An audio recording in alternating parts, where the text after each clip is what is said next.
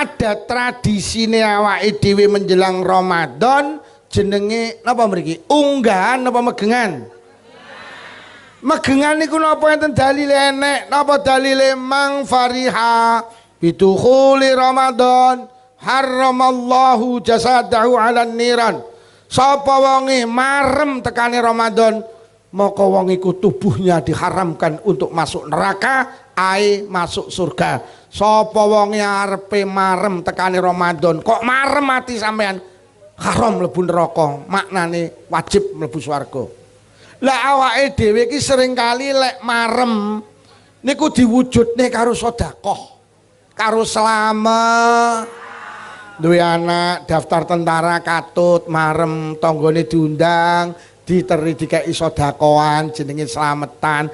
Duwe anak daftar polisi marem disyukuri karo ngetokne sedekah slametan. Duwe anak daftar pegawai negeri marem katut disyukuri karo slamet.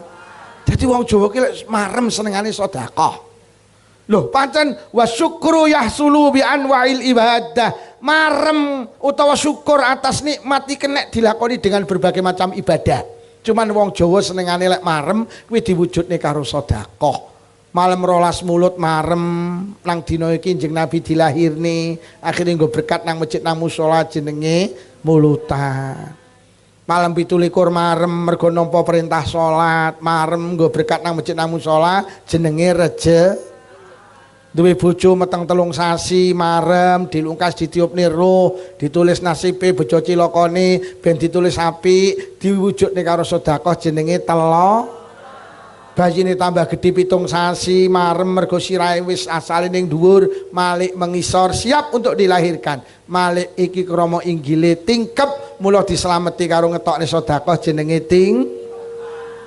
Anake lahir sehat jasmani rohani marem diwujudne karo sedekah jenenge brokoah.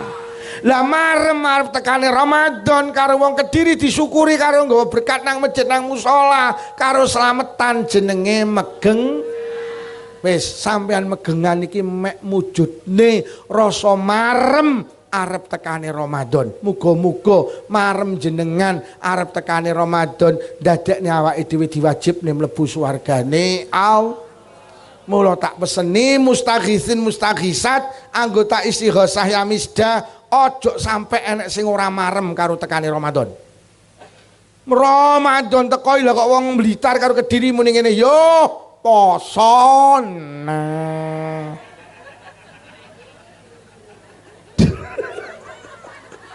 Enek apa ya? Teko Ramadan wis susah. Nyapa ta, Mak? Ya, gawe kolak neh. Wis ngeteri tajilan ning musolane. Gek saiki apa-apa layang, beras ya layang, lombok ya lah. Enek to wong sing ngono kuwi? Aja sampai pokok kita sambut Ramadan dengan apa? Hati yang lapang, bahasane Gus Agung sing jembar manahe, sing seneng karo tekane Roma. Esuk mben bar Ramadan Syawal. Syawal itu bulan silaturahim.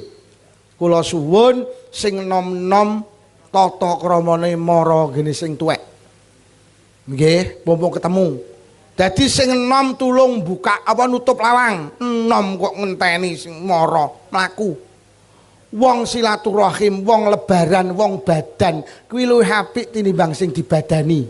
Sampeyan eling. Sampeyan iki lek gelem badan ngene Mbah Yai Ja'far niku apik jenengan karena apa jenengan memulai kebaikan. Yang kedua jenengan duwe kangelan. Ayo sing mara karo sing diparani kangelan sing sampean badan gen kula peh kok Kediri lho. Kula ya oleh ganjaran hormat tamu, tapi jek apik sampean karena sampean memulai kebaikan. Dadi wong sing mara karo sing diparani niku apik sing mara. Dadi secara pahala luwih akeh panjenengan. Secara ekonomi sampean yo untung lek sampean sregep mara jajan mutuh.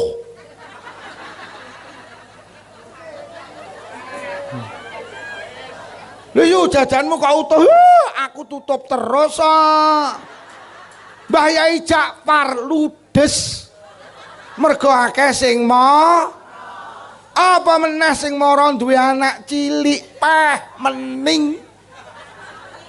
Badan anake cilik 3. Sedina cah sitok entuk 100, cah 3 oleh 3. Dilumpukne rene. Enten apa Bu? Nglumpuk ditung oleh pira? Kula 100 kuwi, 100 kuwi, 100. Pira berarti 300 sing 150 ibuke. Lho. Kok penak men Bu? Biaya administrasi. Ai. Ndur mangsamu badan nglencer gawe benkin apa piye? Lho yo, nglencer nggih. Nah ngono sing nom-nom iki lho jajane sampai riaya besar ijik kuwi. Ngono lho dadi sok riaya omahe ing kerep nutup ya.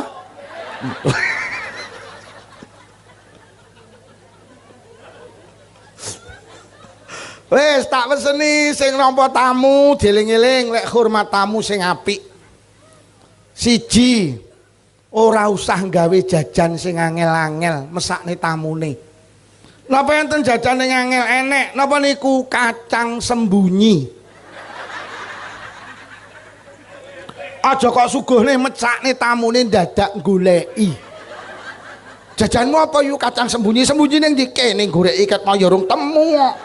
Sampe lek nyugone jajan, tulung jajan kacang terang-terangan. Ora usah kacang eling-eling. Enak apa ora kacang sembunyi? Wes aja disuguhne mesakne tamune. Nomor 2 tak peseni lek nyuguh tamu, hormat tamu. Ngriki ngarani lodong napa toples? Toples utawa lodong, milih lodong utawa toples sing cangkeme amba. Kuwi lek cangkeme cilik mesti wong cuwetil kuwi. Lah piye lek njukuk ngincup ngene kok. Ngono lho. Dadi sing amba dadi begitu mlebok niki tangan iso mlebu kabeh. Kuwi engko lek lodonge cangkeme cilik mek ngincup. Kok nomor 2 kok lek tangane gedhi dilebokne ditokne ra kenek. Akhire diangkat katut sak toplese. Wis genah. Wis. Dieling-eling, ki sing sampean sing blonjo toples, milih sing cangkeme. Nomor 3 milih toples sing padang.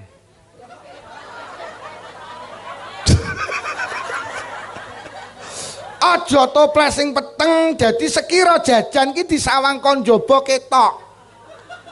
Kuwi engko lek toplesmu jajane disawang kon jaba ra ketok sampean kerep gelo. Tamune cah cilik, bolak-balik buka, tutup, buka, tutup, buka, tutup.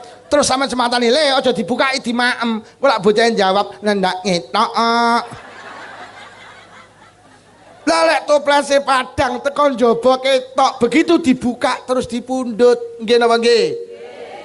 Sing cangkeme amba. Nomor 3 sing nomor 4 dieling-eling, aja nyuguhne jajan munafik.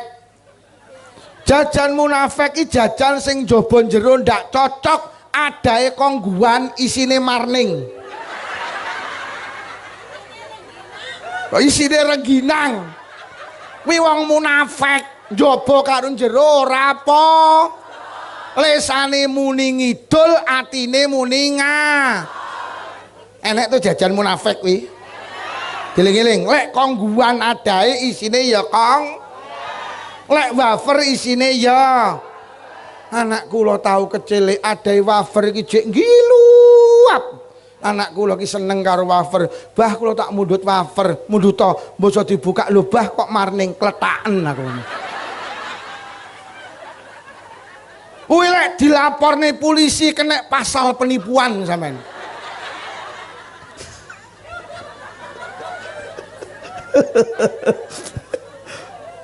Oh, adae kongguan isine ya Kong. Enek to kene kongguan isine rengginang bareng enek to. Oke. Wis aja tenan ngelakne tamu kuwi. Ketularan wong Blitar. Juh kere.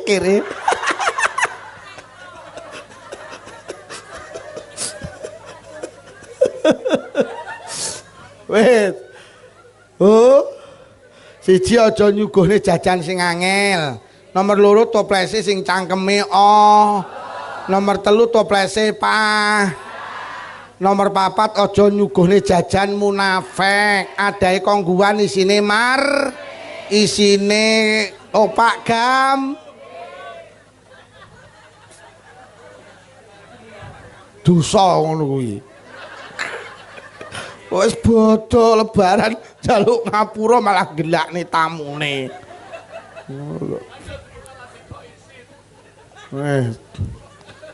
Nomor 5. Lek lesehan monggo sae. Orang nggih meja kursi ngoten niku lho, kaya ngene Mbah Yai Ja'far jenengan tindak mriko niku lesehan sae, daleme Gus Agung lesehan sae. Tapi lek lebaran, lek enek mejane lek lesehan, mejane aja dhuwur-dhuwur. Teng Blitar kejadian lesehan, mejane dhuwur. Tamune arep jukuk jajan ngene. Lah kok karo sing di omah disahut kok kesesa to? Kesesa piye arep jukuk jajan kok? Lah lek mbok atur ngono jajanmu ya utuh kuwi kok. Lah kan lungguh ngene to, Bu.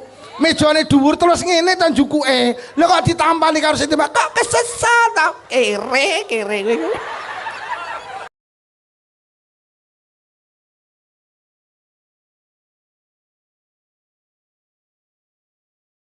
Nuwun sewu usane jenengan tambahi volumene mboten kenging Mas. Ditambahi malih. Tekno ae, volumene tekno ae. Kersane kula gak patek ngoyo-ngoyo niku pun ngaos ping 3. Enjing kok enjing. Bar zuhur teng Ponggok terus niku wau dateng duwet sing mriko. Pucang Anom napa? Pucang Anom nggih, duwet terus dateng mriki.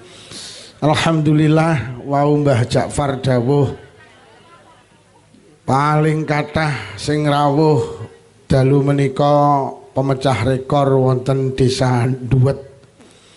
Pancen istighosah niku penting, zikir niku penting. Kanjeng Nabi dawuh ma'amila adamiyun amalan angjalahu min azabillah min zikrillah. Ora eneng ngamal sing marakne azabe Allah gak mudun, ora eneng ngamal sing marakne azabe Allah gak mudun sing hebate ngalahne zikir. Jadi zikir itu satu ibadah yang menjadikan azab Allah itu ndak bisa turun. Mula disa manusa ki lek pengen ora oleh azabe Allah, disane kudu sregep digawe zikir. Awake dhewe ki lek pengen dijaga Allah kudu sregep Nabi sing dibong niku namine Nabi Adam. Nabi Ibrahim. Nabi Ibrahim slamet dari bara api yang membakar. Niku ya wasilah zikir. Hasbunallah wa ni'mal wakil, ni'mal maula wa ni'man. Nabi sing dipangan iwak niku Nabi sinten? Nabi Yunus niku slamet niku ya lantaran zikir.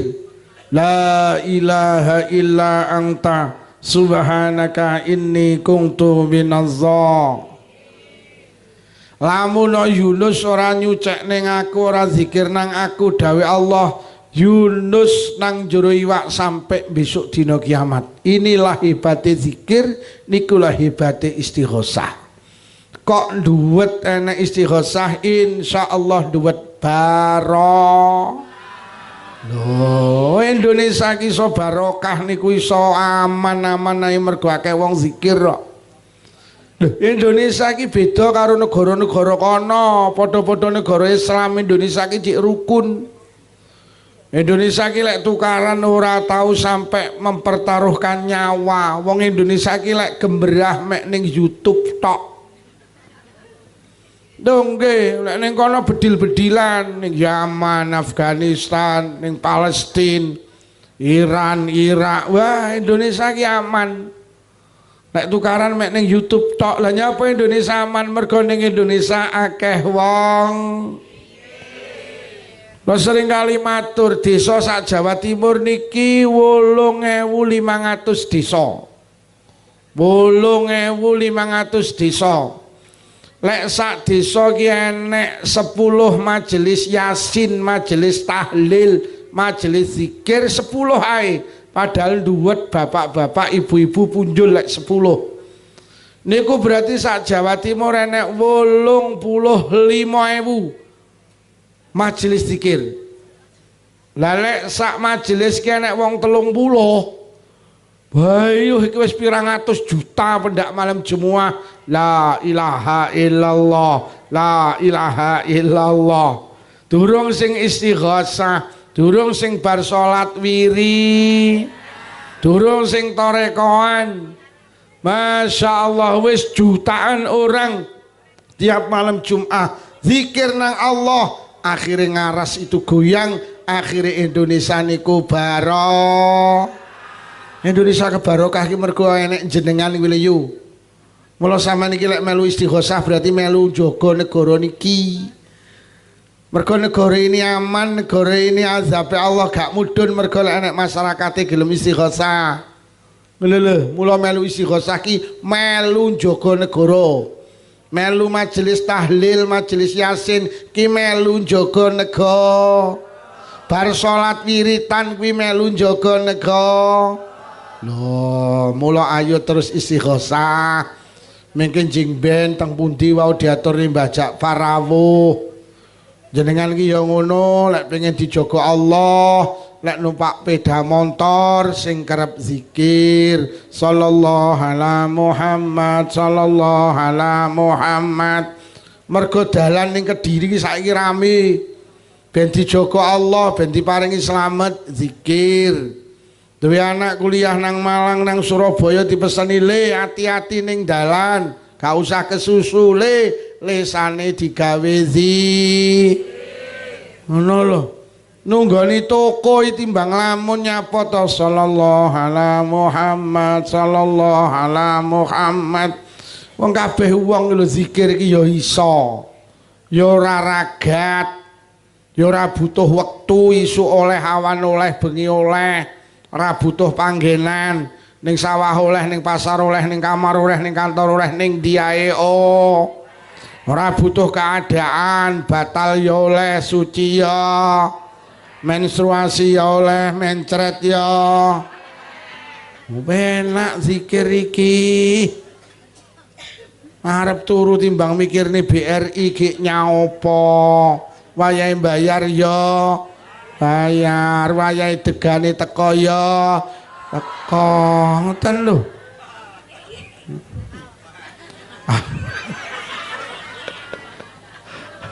Ayo nderek istighosah, ayo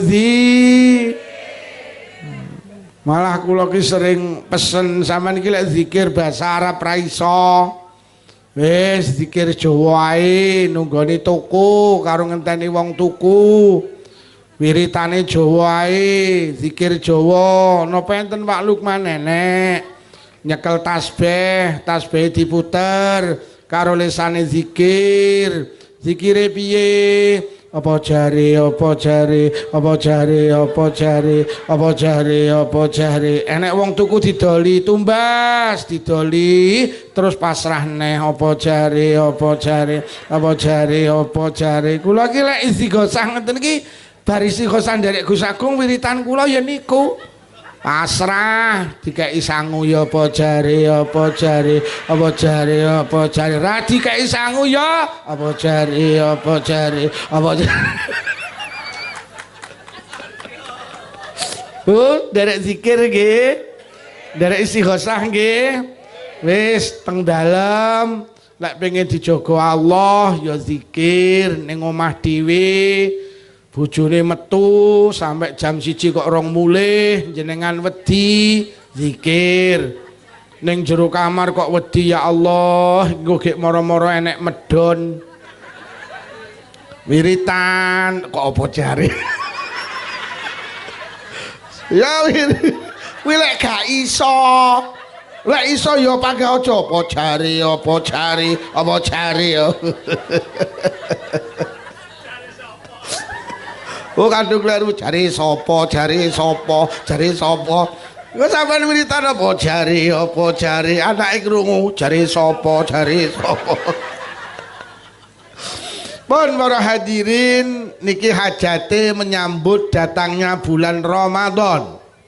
Ada tradisi-tradisi masyarakat Indonesia, khususnya masyarakat Jawa, khususnya wong Nahdlatul Ulama, lek menjelang Ramadan ada tradisi-tradisi ibadah yang agung. Biasanya lek menjelang Ramadan teng musola, teng masjid wonten tradisi sedekah jenenge kirim termasuk teng mriki wau alhamdulillah ya enek kirim arwah niku napa enek dalile. Kula sering kali cerita ada seorang anak niku diceritakne wonten kitab An-Nawadir. Anak niki pelit gak tau nyodakoi wong tuane. Akhirnya satu malam mimpi petuk bapake. Jadi bolak-balik tak aturne nyapa to kok mimpi digawe dalil. Pancen ulama niku sering gawe dalil mimpi.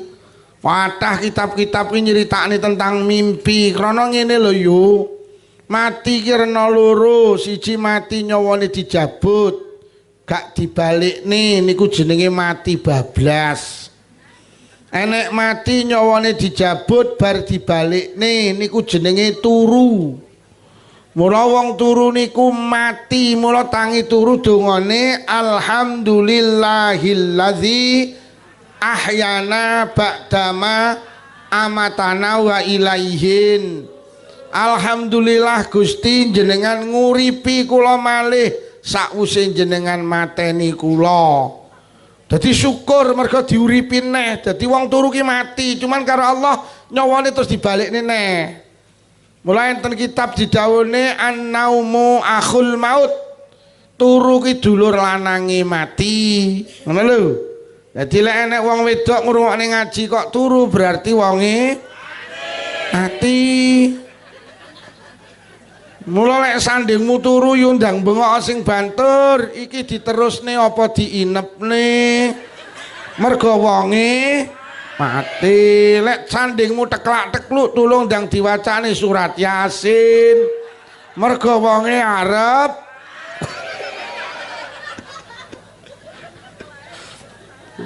enek to aku teko enek sing ngene pisan.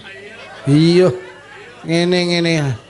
Terus Gus Agung la ilaha illallah macam ngene neh. Bareng ngono Mbah Jakfar rada kalem la ilaha illallah lho kok ngene neh. Ku yo meh tak bengoki innalillahi wa Dadi lek enek wong turu kok ngimpi petuk wong sing mati niku berarti wong niku ketemu di alam kematian. Dinjenengan sare mati terus ngimpi petuk wong sing ning alam kubur petuk karo wong tuane sing wis mati berarti wong loro niku padha matine. Mula lek jenengan ngimpekne wong tuane sing pun sedo seneng ya seneng tenan.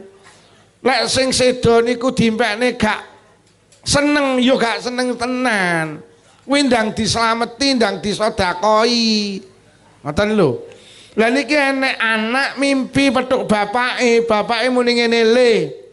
Kowe iki karo bapak aja pelit-pelit nemen. Kowe iki lek mangan lawuhmu gereh apa pindang, lek enek kucing nang sandingmu, sedekahno le. Niatono kanggo aku. Kuwi gedhe kanggo aku, cilik kanggo awakmu nang donya. Jenengan iki lho lek dahar lawuh gereh, lawuh pindang, kok enek kucing, ndase tugelen Gusti, kula sedekahne kucing. Niki ganjarane kangge bapak ibu sing pun sedo. Niki gedhe kangge sing ning alam barzah. Apa meneh sampeyan kirim arwah, maksud kula ngoten lho. Duite kok lebone amplop 10.000, arwahe kok tulis akeh 99.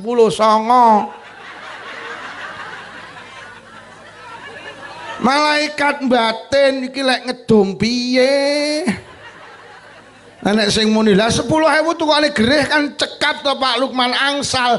Iya, tapi lek didom wong 99 kuwi lho ora ya mek ndilati tok. Duite 50.000 arwahe ditulis 10. Niku gede ditampa nang kono wong ndas gereh ae ditampa gede, buntut gereh ditampa gede, napa malih dhuwit 50? Napa malih dhuwit 10? Mula kirim arwah niku sae. Mula menjelang Ramadan tradisi kirim arwah niku diterusne. Ngoten lho. Oh. Mula ya misdan duwe ngeten iki niku ketoke sederhana ndak kangge sing kono. Lah mangke kula peseni, kadang ya enek ya wajar lah. Terus ora diwaca ngono ki rada gelo ya wajar. Kuwi diwaca ora, kuwi panggah teko. Enek sing muni nek ngono niwaca lho. Kuwi wis pokok kok ora teko. Pokok kok niati Gusti niki kula sedekah teng Yamisda ganjarane kangge bapak ibu sing pun sedo, ganjarane kangge sing kula tulis. Kuwi wis teko. Makin ndak niwa.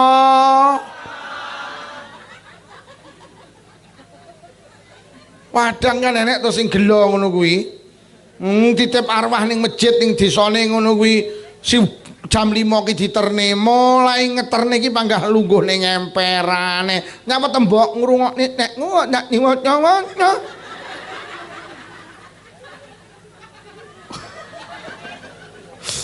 lho mungkin makil jenengan daerah Istighosah Yamisda kok jenengan mirengaken karo kanca-kanca panitia gak diwaca ora usah gelo niku panggah ta mergo innamal a'malu binniyat. Jenengan iki lek nglebokne dhuwit nang kotak amal Jumatan Gusti niki ganjarane kangge bapak ibu ya teko. Sing penting niat panjenengan. Kirim arwah Bu nggih. Oh, aja maneman nyenengne wong kono. Nomor loro menjelang Ramadan kula karo panjenengan kagungan ritual ibadah jenenge tahlil bersama. Enten apa mboten? Tahlil niku ibadah, paket ibadah sing ganjarane dikekne ngene sing pun sedo. Enek sing muni tahlilan apa enek dalile enten. Wonten kitab namine Ar-Ruh karyane Ibnul Qayyim Al-Jauzi. Seorang ulama besar sing digawe gondelan wong Wahabi. Wong Wahabi ki wong sing ndak gelem tahlilan barang wilu. Niku malah Ibnul Qayyim ki dawuh ngeten wa qad yang qati'u anhul azab bidu'ain aw shadaqatin aw istighfarin aw sawabi hajjin aw qiraatin tasilu ilaih. Wong ning alam kubur kuwi iso dilereni siksane, iso dindek siksane. Nalikane ning donya kuwi didongakne. Nalikane ning donya kuwi disedekoi. Nalikane ning donya dijaluk ning ngapura, nalikane durung kaji diamanahne kaji, au bisawabi hajin utawa ganjarane kaji. Mula jenengan iki lek duwe wong tuwa urung haji tulung diamanahne. Aja pecetil karo wong tu. Lho ditinggali lemah ki lho lek didol ki cukup payu lho 1 miliar. Lho ngono ki kon ngamanane kaji ya ndak enem lho. Enten wong anake 4, lemah iki sakmono mbane. Gek wong tuane iki urung haji. Tak omongi ya Allah jenenge anak 4 lho. Sampane urung kepara urip iso entuk lemah sakmono mbane iki. Ku sing kangelan wong tuamu kuwi. Wong tuane loro mbok diamanane kaji lek bocah 4 ya mbok urunan 5 jutaan. Oh 4 jadi 20 lho saiki amanah haji ki 10 umpamane. Lah awakmu ra gelem kene tegalane tak peke tak amanahne kaji aku ya ngono. Wong tuane diamanahne kaji. Wong tuane diamanahne kaji. Diomongi mek menteleng.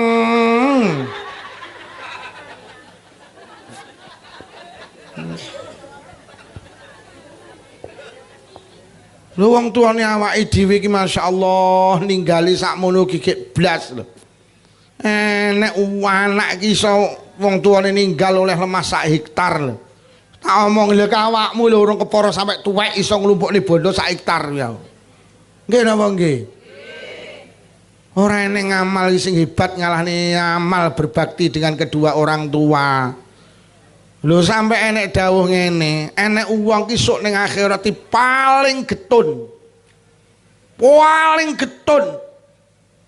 kula sebutne loro ae. Siji wong sing jek duwe wong tuwa loro utawa siji tapi ndak iso berbakti ning wong tuwane padahal bekti wong tuwek kena gawe dalan mlebu swarga. Sing jek duwe wong tuwek, jadikanlah orang tua sampean itu pintu untuk masuk surga. Ngono lho, aja pelit-pelit. Kirim marwah 5.000. Ya ora apa-apa. Nak mi nyok. Nit ngono lho. 5.000 ki ya Allah, wong tuwane, mara tuwane bisane wong kuwabeh ditulis. Ya ora apa-apa. Nak mi 5.000 arwah nyaket pintu ya. Yang watnya ya rada kenyu. Dadi salah satu wong sok sing ning akhirat geton iki duwe wong tua tapi ndak bisa menjadikan baik kepada orang tua menjadi satu pintu untuk masuk surga. Ngono sing cek duwe wong tuwek diupeni mergo ridane Allah ki dideleh nang ridone wong. Murkane Allah dideleh nang murkane wong. Ki sing cek nom-nom lek rabi aja golek gantenge nduk, golek lilane wong tuwa. Ganteng oleh wong tuamu gak lilo aja kok terus nih, lek wong tua gak lilo kok terus nih, rumah tanggane ndak barokah. Wis seneng karo solikin. Tapi wong tuamu gak lilo aja kok terus nih karo solikin senajan kowe wis berjanji sehidup semati. Kok wong tuamu demen karo solekan. Milio karo Lah kula mboten demen lho, kowe gak demen nek wong tuamu lila Allah melu. Wong solekan niku lho Pak Lukman ratek ganteng cik gantengan solikin, Nduk. Ganteng karo ora ki mek masalah lampu. Angger lampune kok pateni solikin karo solekan, po.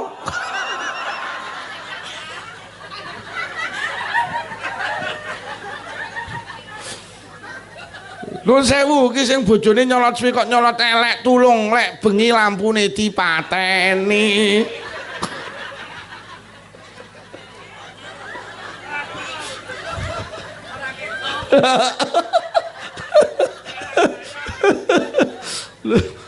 Karo wong tuwek iki tenan. Bu. Lak balik tak critakne, sampean iki lek dadi anak kok sabar. Open ana wong tuwek, lek sampean sabar wong tuwek gak tau gelo, Allah ya ora. Lho. Nek sampean dadi anak gak sabar aja kumpul ke wong tuwekmu, kok larani terus, wong tuweke gelo terus Allah melu. Sing karo sing dadi anak kaku, aja kumpul, golek kontrakan ning wates kana. Lek kangen moro, malah mergo wong tuwek iki senengane mamerne anake sing adoh, mula sing nyanding kudu sabar.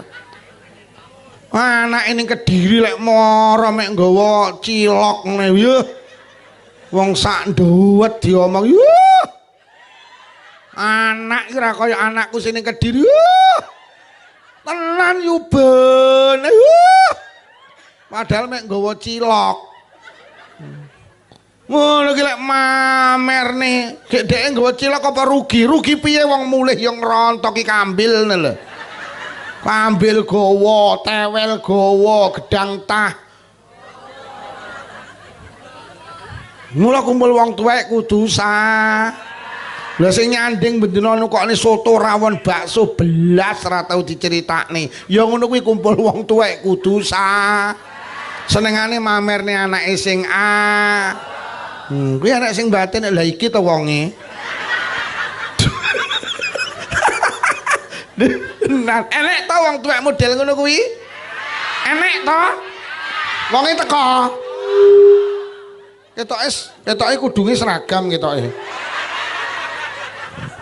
Ora iki kok seragam iki grup apa iki? Bu?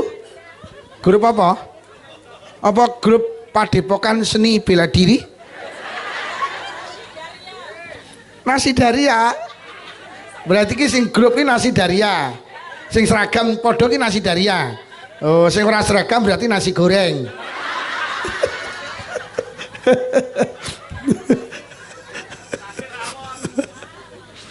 Ngoten lho Bu, siji aja gampang gelakne karo wong tuwek.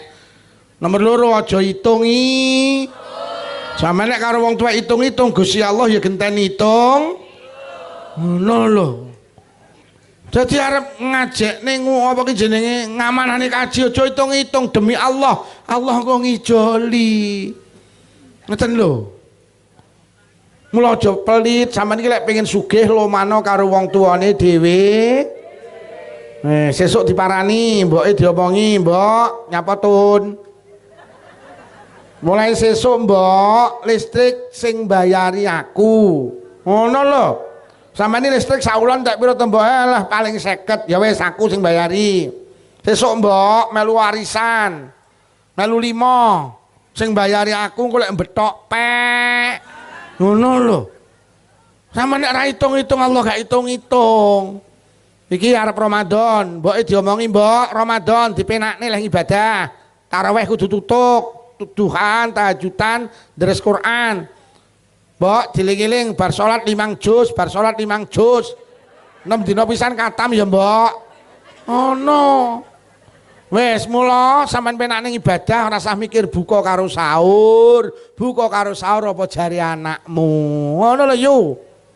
Engko sok bar bodo ditung sampeyan sak wulan beras entek pira tembok karo bapak leh paling 15 kilo cukup wis. Rasa kok pikir. Lauk pauk lah paling 1,5 juta cukup wis. Rasa kok pikir apa jari anakmu. Ngono lho. Bodo diomongi, "Mbok, bodo. Ora usah mikir, meja kursi 5 setel, aku sing nukokne jajan." Ngono. "Mbok, sampean klambine 3 setel." "Ya, 3 setel. Anakmu sing nyukupi iki 20 juta kangge persiapan lebaran." Wer. Ngono lho. Aku erung tahu kok. Urung tahu aku ki ngono kuwi.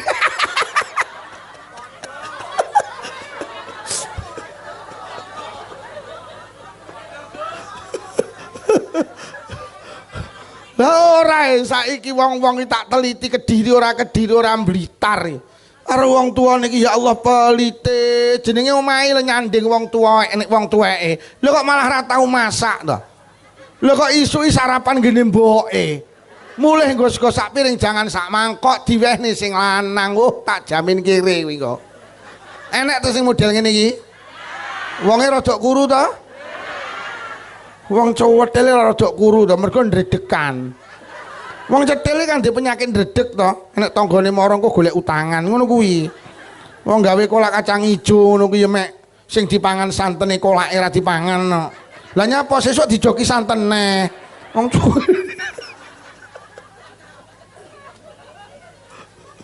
Oh. Beneh karo wong tuwek nggih. Nah, dadi enek ngamal sing dadekne wong ning alam kubur iki dilereni siksane, Pak. Siji apa? Biduain dongakno au bisa sodakotin utawa disodakoi. Kirim arwah itu salah satunya kok sodakoi. Au istighfarin utawa kok jaluk ning ngapura. Niki wae wis didongani karo Gusti Agung dijaluk ning ngapura, Pak. Au qiraatin tasilu ilaihi utawa kok wacane ayat Quran utawa zikir sing ganjarane kok kirimne ngene sing ning alam barzah. Niku dawuh Ibnu Qayyim marakne wong kuwi mau dilereni siksane. Lah didongakne, disodakoi, dijaluk ning ngapura, diwacane ayat Quran utawa zikir niku lek teng Kediri jenenge tahlilan, jenenge istighfar. Wes clear. Mula lek ngono pendak arep lebaran, pendak arep posonya apa to wong-wong duwe ritual ibadah tahlil bersama mendoakan orang yang sudah mening, terutama kedua orang tuane. Ngoten lho. Dil nggih. Kirim arwah terus nggih. Tahlilan terus nggih. Nah. Terus enten malih tradisi kula karo panjenengan ketika menjelang bulan Ramadan Napa niku ziarah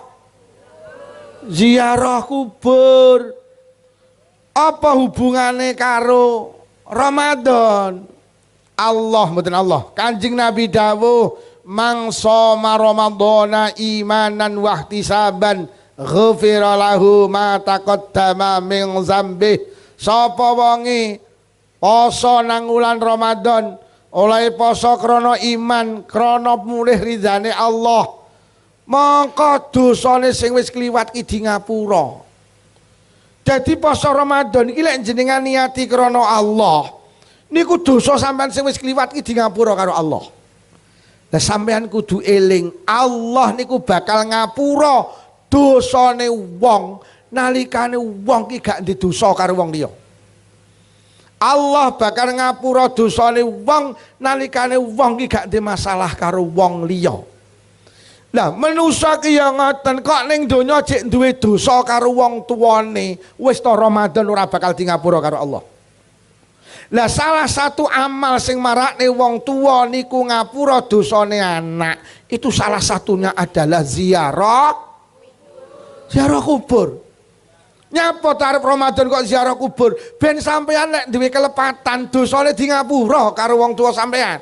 Engko lek wis wong tua ngapura, Allah ya genten. Lho.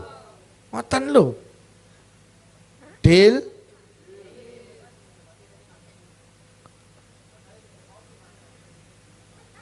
Napa niku? Oh, jahe. Jahe. Oh. Jahe sing paling gedhe niku jenenge Jainab. Wonge teko. Ah, lek gak Jainab ya Jainu.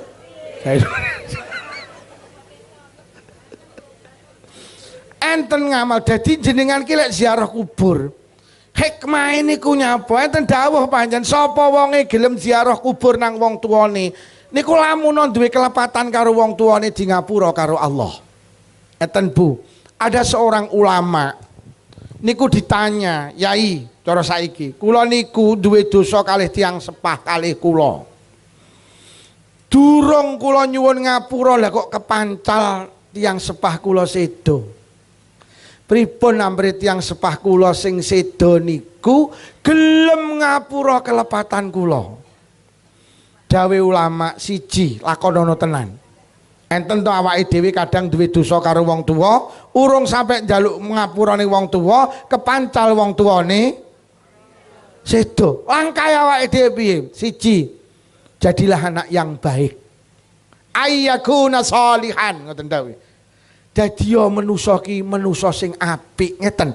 Nalikane wong tuwek jek urip, kok anak ki ra salat, mbasa wong tuane sedo terus salat. Iki wong tuwa kok lak lila karo kelepatan jenengan. Ya Allah, sadurunge wong tuane sedo gak tau nutup aurat, mbasa wong tuane sedo lah kok nutup aurat. Sadurunge wong tuane sedo ya Allah ora tau Jumatan, mbasa wong tuane sedo kok malih sregep Jumatan. Anak iki lek pengen kelepatane di ngapura karo wong tuane, berubahlah menjadi manusia yang baik, Pak. Engko wong tua sampean mesti lila. Aja suwalike, masyaallah. Mbasa wong tuane ninggal kok omahe digawe mendem to. Lho enten wong tuane ninggal kok dina-dina nekakne kancane. Itu justru malah orang tuanya akan malah bendu karo anake, malah gak lilo karo anake. Oh, berubahlah menjadi manusia yang lek sampean berubah menjadi manusia yang baik, kok lamuno tau ndek kelepatane karo wong tua panjenengan ngapura. Sing nomor loro, langkah anak ketika orang tua jenengan kepancal sedo, sementara panjenengan punya dosa dengan kedua orang tua. Yang kedua adalah sambung saudara orang tua panjenengan, sambung teman-teman orang tua panjenengan. Silaturahimah, ojo kepaten obor. Artinya apa? Begitu orang tua panjenengan sedo, sampean kudu karo dulur ki tambah raket. Lho wong tuane sedo kok malah satru to. Heeh, noyo anteng kalan wi lho. Enak apa ya? Wong tua sampean tambah gak lilo. Dadi kudu tambah ru. Mula wong tua mbiyen sampean peseni, nalikane lebaran, kula anak-anake domengi, kono, rono. Badan rono, ngecer rono. Kok basa wong tuane sedo lak malih putus to hubungan niku. Jangan. Dadi dulure wong tua tetep jenengan parani, dulur kandunge, misanane, mindoane. Kuwi wong tua lek kok sampean dikelepatan lilo wong tua sampean. Ngoten lho. Lek perlu kanca-kancane sampean sambung tetep. Kula nembe ngaos teng Jember niku 3 hari. Ibu kula ki duwe kanca akrab. Sakniki tasik sugeng. Wingi niku kula goleki.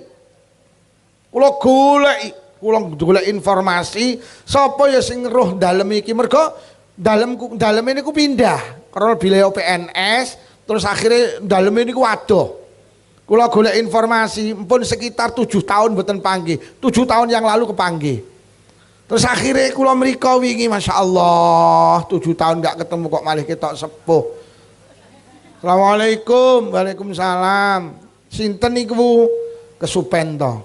Lali, mosok lali. Pun diling-iling, lali. Lah, mila to lali. Jenengan Bu Umi Kulsum to? Heeh.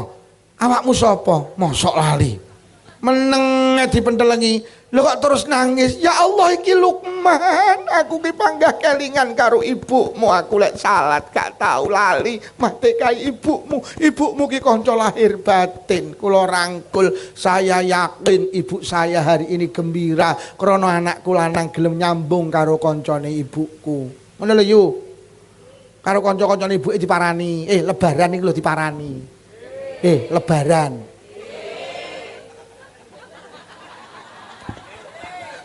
Ben wong tuane siji berubah menjadi orang yang baik.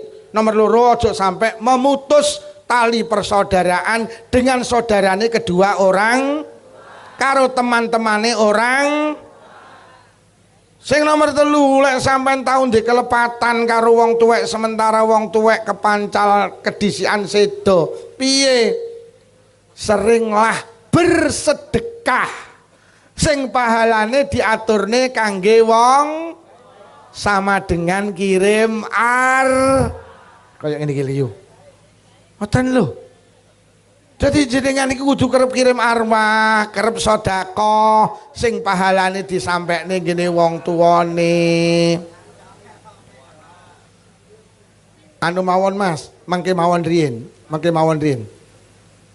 Mboten mengke malah nganu kersane ngaji riyen. Dadi ngaji aja karo maem. Aja karo ngombe. Wong aku ora ngombe kok. Iki lho.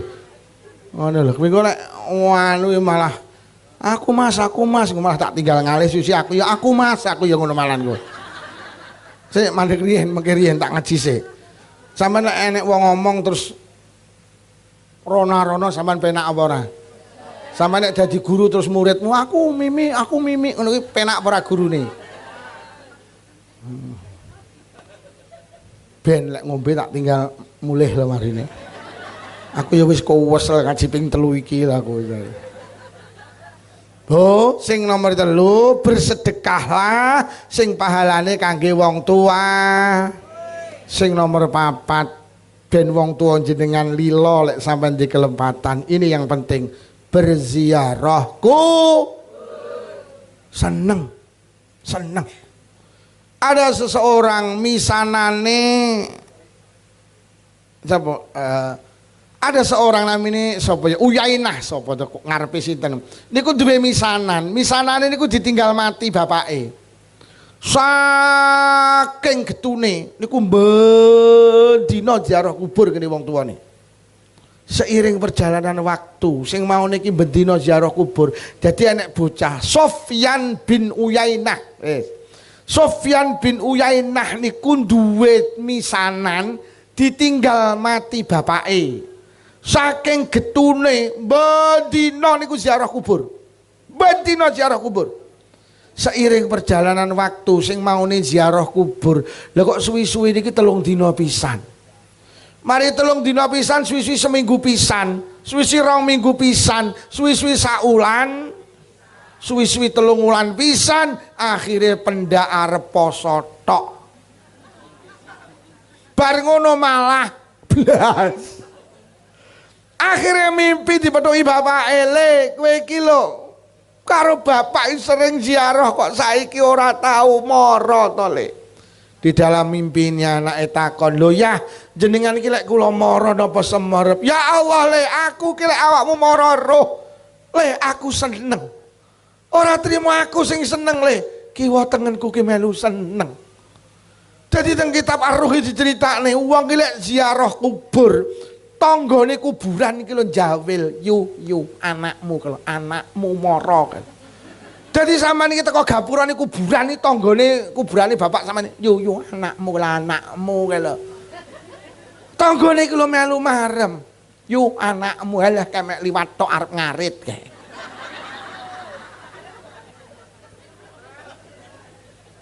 Mulai arep Ramadan, ayo ziarahku. Ibu-ibu boleh. Tapi lek sampean di hati ndak kuat mboten oleh. Ku sampean sir ziarah gini wong tuane nelongso, akhirnya teko kuburan nangis malah maisan dijeboli. Ojo. Maka ziarah kubur Bu nggih. Ziarahku. Yes. Jadi nyapa kok arep Ramadan ziarah kubur? Lho lek sampean ziarah kubur di ngapura dosane karo wong tuwa. Lek wong tuwa wis ngapura insyaallah Ramadan Allah ya Mula tradisi meminta maaf itu sebetulnya menjelang Ramadan. Mergo nyapa? Allah ki ora bakal ngapura dosane wong nalikane wong irang gelem ngapura dosane wong liya. Wis. Niki mangke menjelang Ramadan wis sampean culne kabeh. Sapa sing didosa nang aku wis hari ini tak ngapura. Lek sampean gampang ngapura wong liya, Allah engko Ramadan yo ngapura sampean. Mula aja duwe dendam dengan orang lain masuk bulan Ramadan. Bolak-balik ya Allah. Ramadan panjenengan ngapura. Bulan menika bulan mulya Gusti. Panjenengan ngapura dosa kula Gusti. Malaikat mek menene diangkere ngamu karo tanggamu ora gelem ngapura ngono lho. Wis, ayo mulai hari ini diculne Bu nggih. Sinten mawon sing kagungan kelepatan teng panjenengan tau ngrasani ngelokne mitnah maidun jenengan, malam hari ini jenengan ikhlas nggih. Jenengan ngapura nggih. Sapa sing gelem ngapura wong liya demi Allah, Allah bakal ngapura tiyang niku. Amin ya rabbal alamin. Mula urip iki aja satru. Wong satru ki wong sing gak gelem ngapura wong liya. Dieling-eling. Sampeyan eling-eling, digondeli tenan. Enek dawuh ngene. Sapa wonge satru karo wong liya, mongko Allah genten nyatru wong niku. Hati-hati kowe. Mula wong satru ki salate ra ketampa, mergo wong satru disatru Gusti ora medeni. Ayyuma muslimaini mata wa huma mutahajirani la yajtami'ani fil jannah. Dindi anak wong loro ora bertegur sapa. Kok sing sitok mati dhisik urung akor cik satru, maka keduanya tidak akan pernah ketemu di surga. Keduanya selalu ketemu di neraka. Mergo wong satru ki disatru Gusti. Posone percu, salate percu, baca Qur'ane percu, mergo disatru Gusti.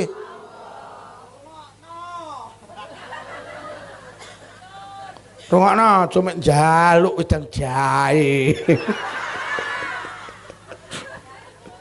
Bu, menyambut bulan Roma, ayo melepas dendam di antara ki, ojo sah. Enak maunya ingatno. Enak maunya. Iki sing numpak odong-odong enak apa ya? Ojo sah.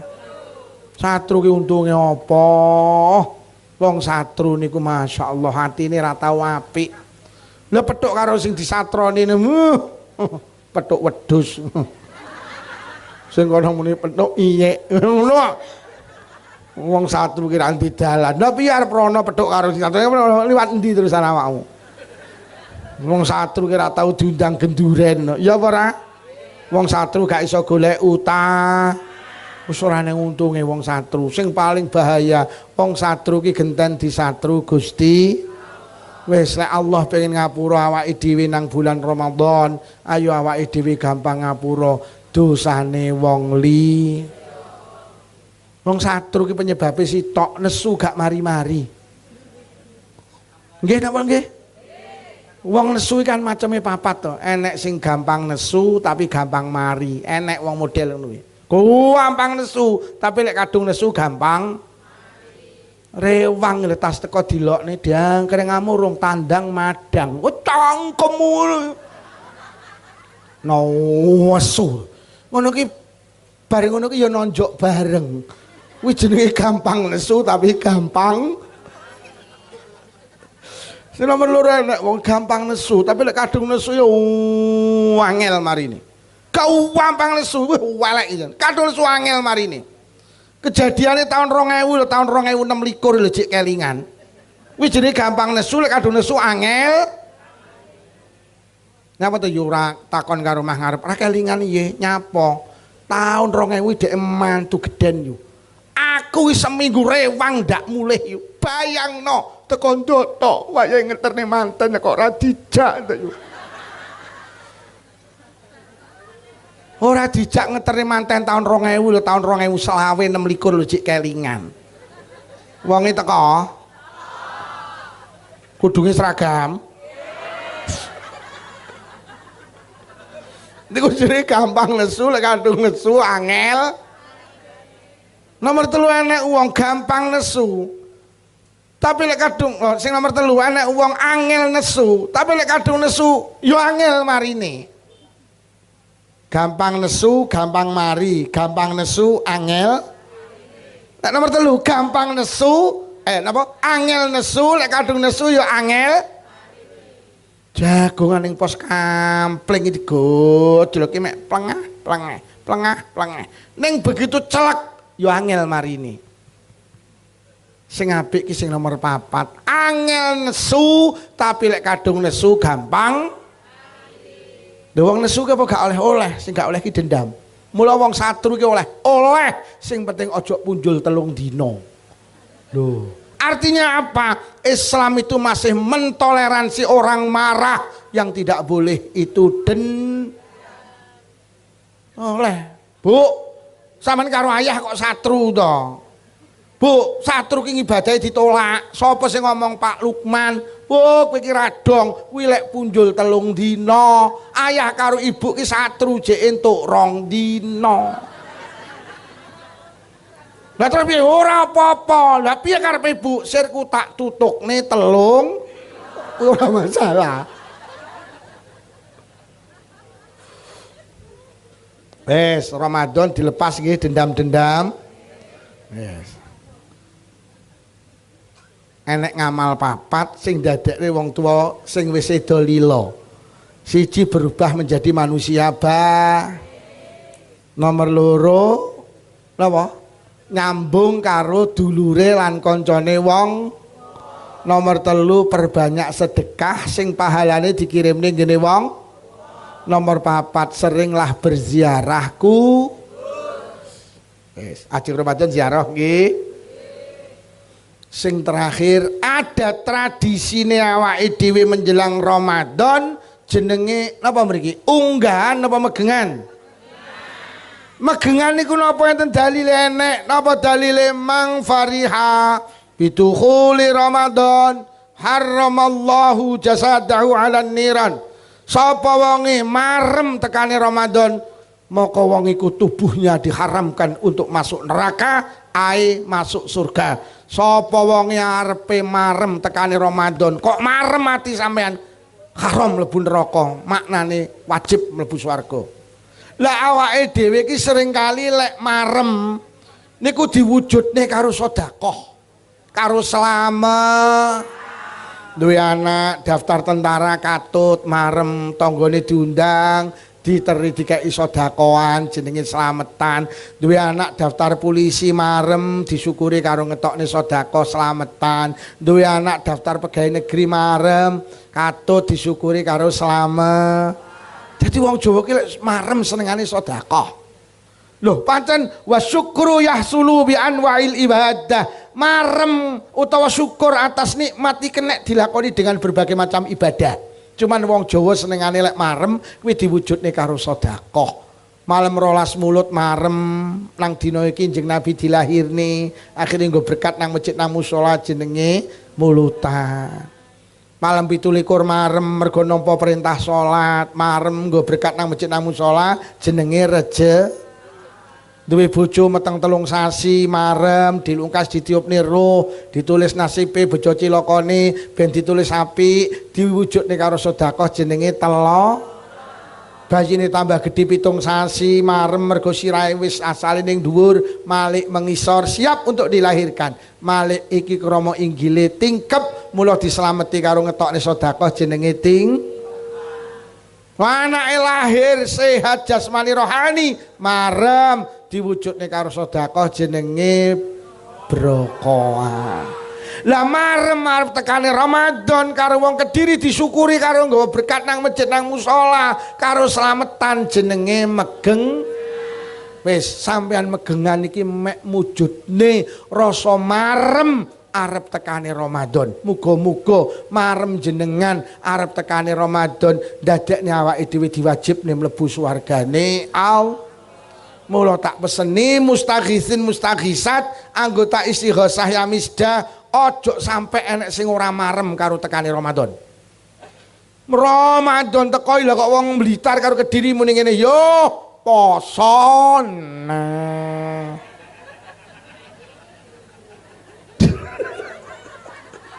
Enek apa ya? Teko Ramadan wis susah. Nyapa ta, Mak? Ya, gawe kolak neh. Wis ngeteri tajilan ning musolane. Gek saiki apa-apa layang, beras ya layang, lombok ya layang. Enek ta wong sing ngono kuwi? Aja sampai pokok kita sambut Ramadan dengan apa? Hati yang lapang, bahasane Gus Agung sing jembar manahe sing seneng karo tekane Roma. Esuk mben bar Ramadan Syawal. Syawal itu bulan silaturahim. Kula suwun sing nom-nom tata kramane mara gene sing tuwek. Nggih, mumpung ketemu. Dadi sing enom tulung buka apa nutup lawang. Enom kok ngenteni sing mara mlaku. Wong silaturahim, wong lebaran, wong badan kuwi luwih apik tinimbang sing dibadani. Sampeyan ngeling. Sampeyan iki lek gelem badan ngene Mbah Yai Ja'far niku apik jenengan karena apa jenengan memulai kebaikan. Yang kedua jenengan duwe kangelan. Ayo sing mara karo sing diparani kangelan sing sampean badan gen kula peh kok Kediri lho. Kula ya oleh ganjaran hormat tamu, tapi jek apik sampean karena sampean memulai kebaikan. Dadi wong sing mara karo sing diparani niku apik sing mara. Dadi secara pahala luwih akeh panjenengan. Secara ekonomi sampean yo untung lek sampean sregep mara jajan mutuh.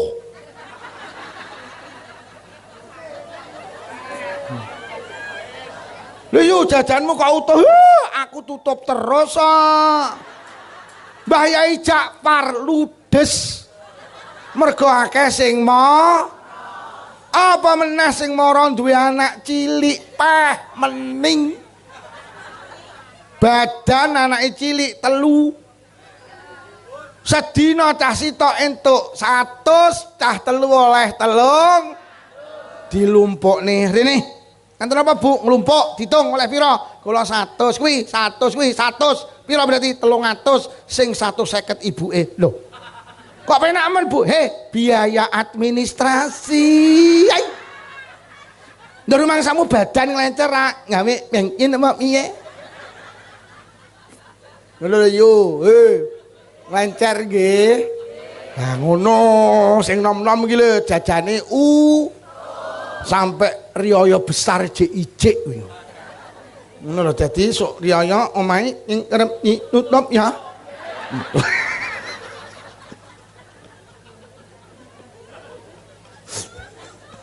Wes tak peseni sing nampa tamu dieling-eling lek hormat tamu sing apik. Siji, ora usah gawe jajan sing angel-angel mesakne tamune. Napa enten jajan sing angel enek, napa niku kacang sembunyi.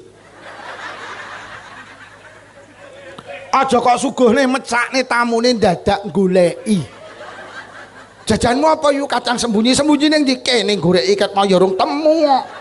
Sampe lek nyugone jajan, tulung jajan kacang terang-terangan. Ora usah kacang eling-eling. Enak apa ora kacang sembunyi?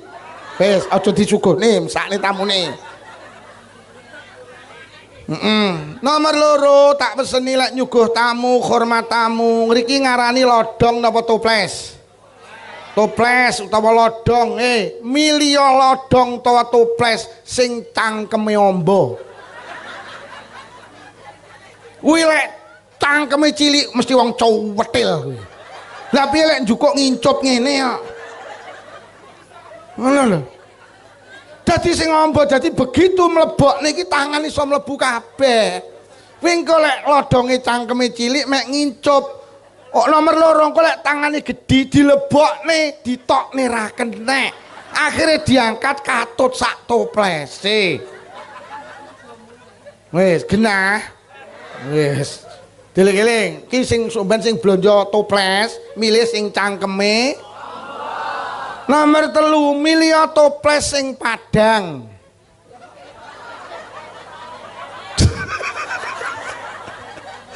Aja toples sing peteng, dadi sekira jajan ki disawang kon jaba ketok. Kuwi engko lek toplesmu jajane disawang kon jaba ra ketok sampean kerep gelo. Tamune cah cilik bolak-balik buka tutup buka tutup buka tutup terus sama sematane le aja dibukai di maem kok lak bocah jawab nendak ngetok lah lek toplese padang tekan njaba ketok begitu dibuka terus dipundhut nggih napa nggih sing cangkeme amba nomor 3 sing nomor 4 dieling-eling aja nyuguhne jajan munafik. Jajan munafik iki jajan sing jaba jero ndak cocok adae kongguan isine marning. Kok isine rengginang. Kuwi wong munafik jaba karo jero ora apa. Lesane muni ngidul, atine muni enek tuh jajan munafik kuwi. Dieling-eling, lek kongguan adae isine ya kong. Lek wafer isine ya anak kula tau kecil adae wafer iki jek ngiluap. Anak kula ki seneng karo wafer. Bah kula tak mundhut wafer, mundhut to mboso dibuka lho bah kok marning kletaken aku. Kuwi lek dilaporne polisi kena pasal penipuan sampean.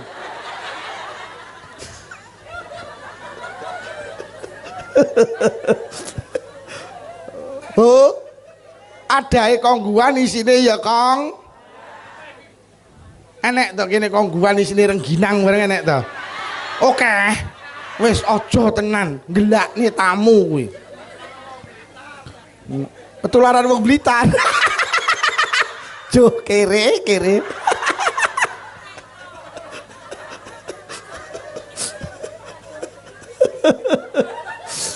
Wis. Oh. Siji aja nyuguhne jajan sing angel. Nomor 2 toplese sing cangkeme Nomor 3 toplese Nomor 4 aja nyuguhne jajan munafik. Adae kongguan isine isine opak gam. Dosa ngono kuwi. Wis bodho lebaran jaluk ngapura malah gelakne tamune.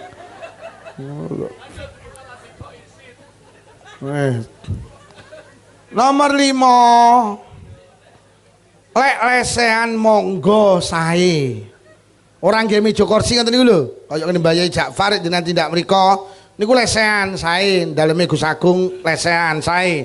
Tapi lek lebaran, lek enek mejane lek lesehan, mejane aja dhuwur-dhuwur. Teng Blitar kejadian lesehan, mejane dhuwur. Tamune arep jukuk jajan ngene. Lah kok karo sing di omah disaut kok kesesa to? Kesesa piye arep jukuk jajan kok. Lah lek mbok atur ngono jajanmu ya utuh kuwi kok. Lah kan lungguh ngene to, Bu. Mejane dhuwur terus ngene ta jukuke. Lah kok ditampani karo sing kok kesesa to? Kere kuwi.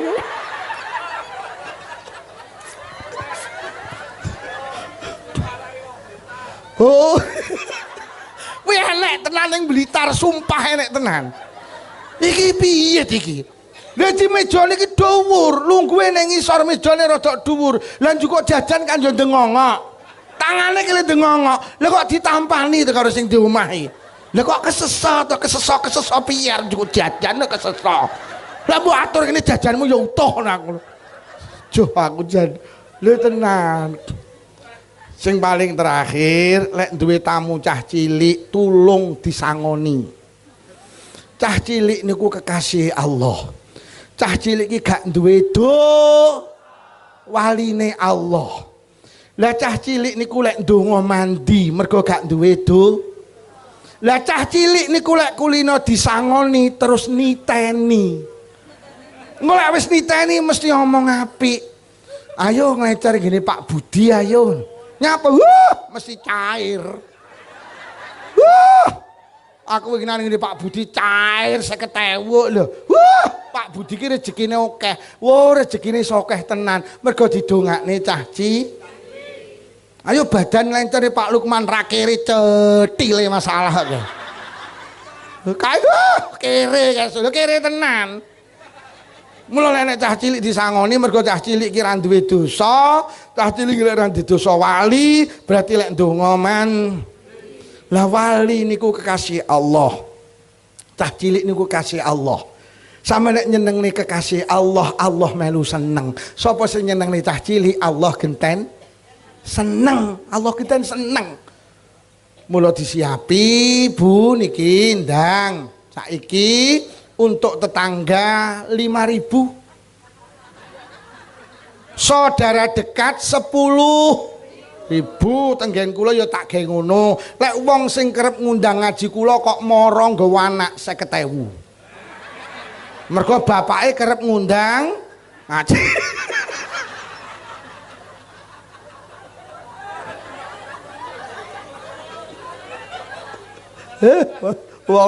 Wong kok luwecet kayak gini-gini. Ya. Para hadirin, monggo awake dhewe menjelang Ramadan unggahan kirim arwah, tahlilan, ziarahku. Terus ngetokne sedekah jenenge megeng. Pun niki ingkang saged kula aturne, mugi-mugi barokah istighosah, sing rawuh diparingi panjang umur barokah, paringi sehat jasmani rohani. Ditebihaken saking pandemi menawi wonten ingkang sakit barokah pengaosan enggal saras, sing rawuh kagungan rezeki jembar halal, rezeki kathah ugi barokah, kagungan putra putri solih solihah. Muga-muga sing rawuh enggal saged tindak Mekah Madinah. Mugi-mugi sing rawuh lamun sedo pinaringan husnal khatimah bi barakatil Fatihah. A'udzubillahi minasyaitonirrajim. Bismillahirrahmanirrahim. Alhamdulillahi rabbil alamin arrahmanir rahim maliki yaumiddin. Iyyaka na'budu wa iyyaka nasta'in ihdinas siratal mustaqim siratal ladzina an'amta 'alaihim ghairil maghdubi 'alaihim waladdallin. Amin.